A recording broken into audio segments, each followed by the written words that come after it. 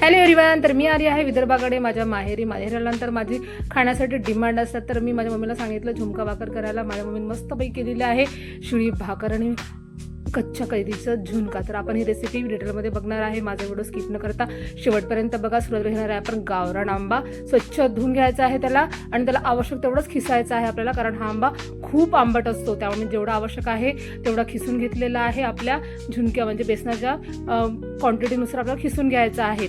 आता मिक्सरच्या भांड्यामध्ये आपल्याला हिरव्या मिरच्या, लसूण टाकायचं आहे. तुम्ही आलंही टाकू शकता.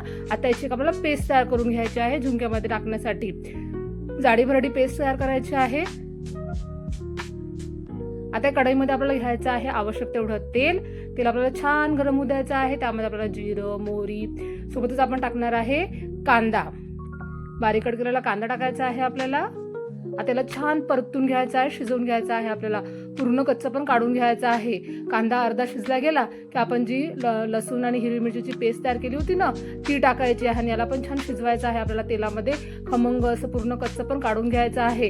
हे शिजवण्यावर ना आपल्या झुणक्याची टेस्ट डिपेंड करते, हे लक्षात ठेवा. माझी मम्मी नेहमी म्हणते की हे सर्व शिजवणं खूप गरजेचं आहे. आता त्याला व्यवस्थित शिजवून घ्यायचं आहे. तेल सुटोपर्यंत व्यवस्थित शिजल्या गेलं काय करायचं, त्यामध्ये आपल्याला टाकायचं आहे हळद आणि धनापूड. आपण हिरवी मिरची वापरली आहे, त्यामध्ये लाल तिखट टाकणार नाही आहे, म्हणून आपण यामध्ये फक्त हळद आणि धनापूड टाकायचं आहे.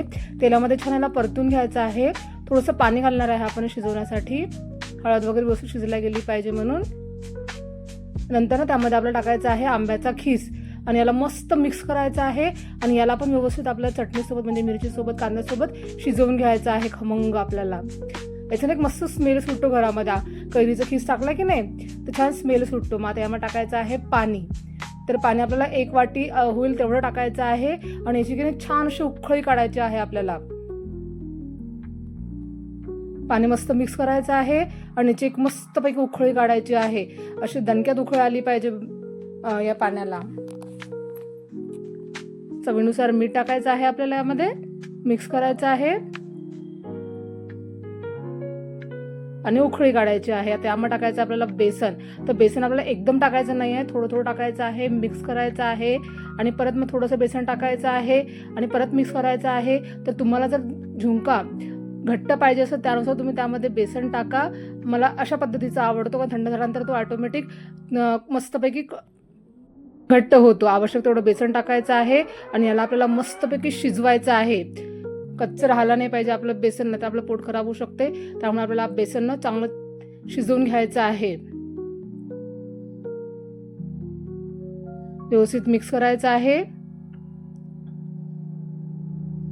त्याच्या गाठ्या मोडायच्या आपल्याला बेसनाच्या झाल्या असेल तर. आता झाकण ठेवायचे आहे आणि याची एक छान अशी वाफ काढायची आहे.